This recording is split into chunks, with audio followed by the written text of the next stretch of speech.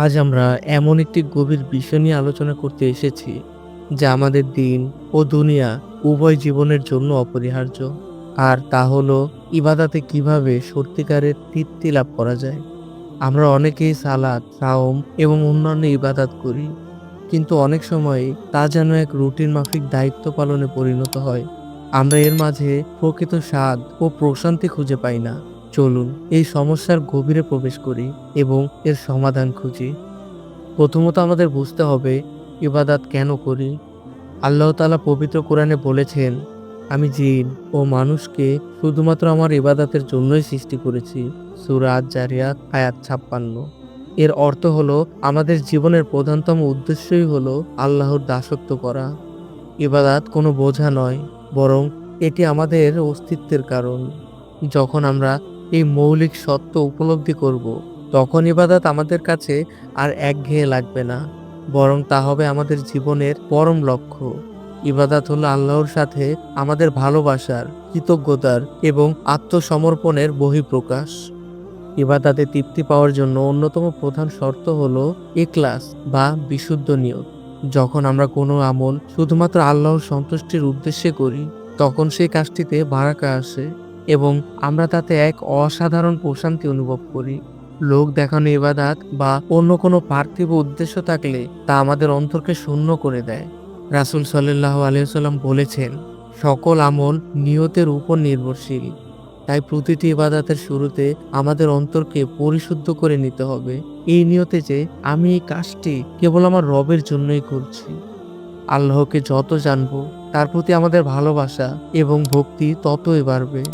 যখন আমরা জানতে পারি আল্লাহ হলেন আর রহমান, আর রাহিম, আল গাফুর, তখন তার ইবাদত করতে আমরা আগ্রহী হই। যখন আমরা জানতে পারি তিনি হলেন আল কাদির, আল আলিম, তখন তার সামনে নিজেদের দুর্বলতা অনুভব করে সিজদায় অবনত হতে আমাদের ভালো লাগে। আল্লাহর সুন্দর নাম ও গুণাবলী নিয়ে চিন্তা করা ইবাদতে আমাদের মনোযোগ বাড়াতে সাহায্য করে। সালাত আদায় করার সময় আমরা কি বলছি তার অর্থ যদি আমরা না বুঝি, তাহলে তা কেবল কিছু শারীরিক নাড়াচাড়া হয়ে দাঁড়ায়। যখন আমরা আল্লাহু আকবার বলি, তখন আমাদের হৃদয়কে এই বিশ্বাস দিয়ে পূর্ণ করতে হবে যে আল্লাহ সবচেয়ে মহান। যখন আমরা সূরা ফাতিহা তিলাওয়াত করি, তখন আমাদের অনুভব করতে হবে যে আমরা সরাসরি আল্লাহর সাথে কথা বলছি।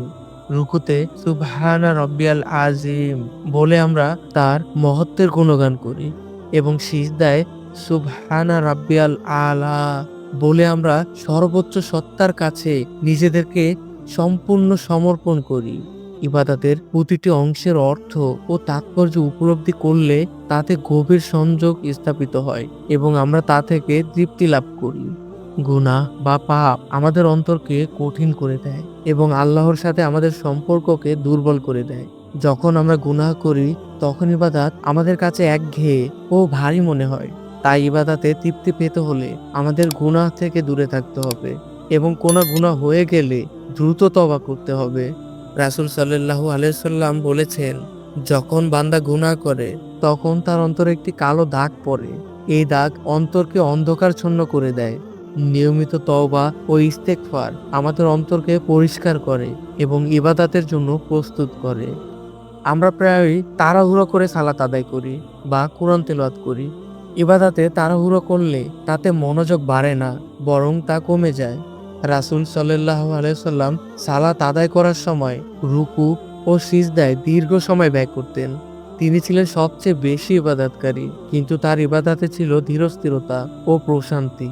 আমাদেরও উচিত ইবাদতের জন্য সময়কে আলাদা করে রাখা এবং পূর্ণ মনোযোগ ও একাগ্রতার সাথে তা আদায় করা।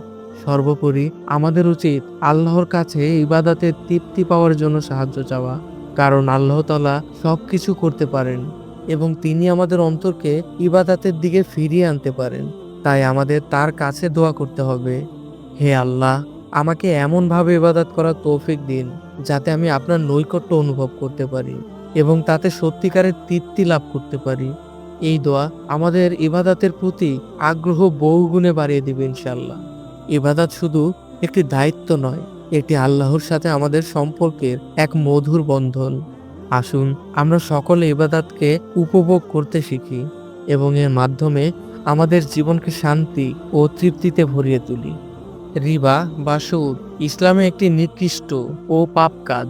আল্লাহ তাআলা সুদ গ্রহণকারী, সুদ প্রদানকারী এবং সুদের লেখক সবার জন্য কঠিন আযাব রেখেছেন। এই রিবা বা সুদ সম্পর্কে নতুন করে জানতে আমাদের এই ভিডিওগুলো দেখে আসতে পারেন। বিডি লেকচারার চ্যানেলে আপনি নতুন হয়ে থাকলে অনুরোধ করব চ্যানেলটি সাবস্ক্রাইব করবেন এবং আমাদের ভিডিওগুলো সবার আগে পেতে চাইলে বেল আইকনটিতে ক্লিক করে রাখুন। ধন্যবাদ।